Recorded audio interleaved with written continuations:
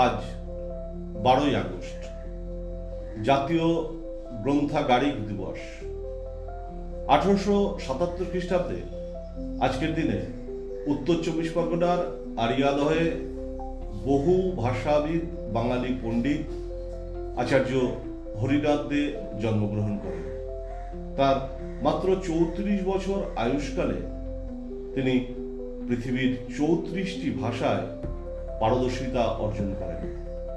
কর্মসূত্রে তিনি ভারতের জাতীয় গ্রন্থাগার অর্থাৎ কলকাতার ন্যাশনাল লাইব্রেরির প্রথম ভারতীয় বাঙালি গ্রন্থাগারিক ছিলেন এবং ঢাকা কলেজে ইংরেজি অধ্যাপকের দায়িত্বে অধিষ্ঠিত ছিলেন।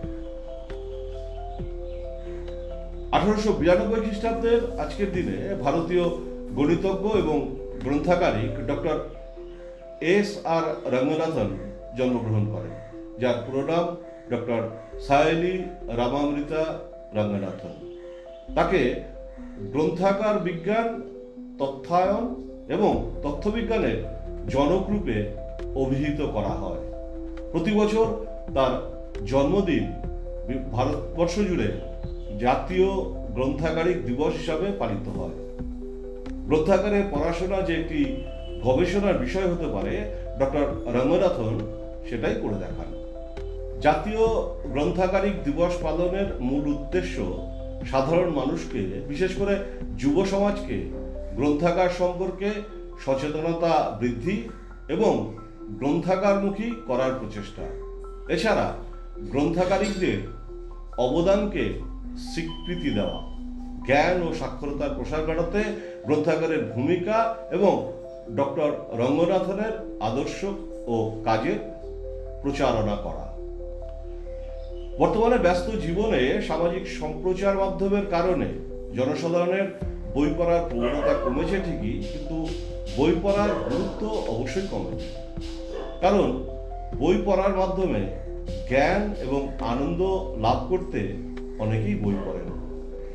পর্যবেক্ষণে দেখা যায় মোবাইল ডিভাইসে অনেকেই বই পড়েন, কিন্তু সেখানে যথেষ্ট বিনোদন উপভোগের কারণে বই পড়ার সময় কমেছে। বিশেষ করে তরুণ প্রজন্মের মধ্যে এই প্রবণতা বেশি, তাদের বই পড়ার আগ্রহ কমে গিয়েছে। বই পড়ার উপকারিতা অনস্বীকার্য। যেমন শিশুদের বই পড়ার অভ্যাস তাদের মনোযোগ এবং একাগ্রতা বাড়াতে বিশেষ সহায়ক। বই পড়লে কল্পনা শক্তির বিকাশ ঘটে এবং সৃষ্টির প্লীহা জাগে। নিয়মিত বই পড়ার মাধ্যমে শব্দভাণ্ডার বৃদ্ধি পায়, ফলে লেখার দক্ষতা সম্প্রসারিত হয়। সর্বোপরি স্মৃতিশক্তি বাড়াতে এবং মানসিক চাপ কমাতে বই পড়ার অভ্যাস গুরুত্বপূর্ণ ভূমিকা পালন করে। তাই বলবো, নিয়মিত বই পড়ুন। আপনাকে বই পড়তে দেখে আপনার সন্তান, আপনার প্রিয় মানুষেরা বই পড়তে আগ্রহী হবে। সবশেষে জন্মদিনে আচার্য হরিনাথ দে এবং ডক্টর রঙ্গনাথন সহ সমস্ত গ্রন্থাগারিকদের জানাই বিনম্র শ্রদ্ধা এবং প্রণাম। নমস্কার।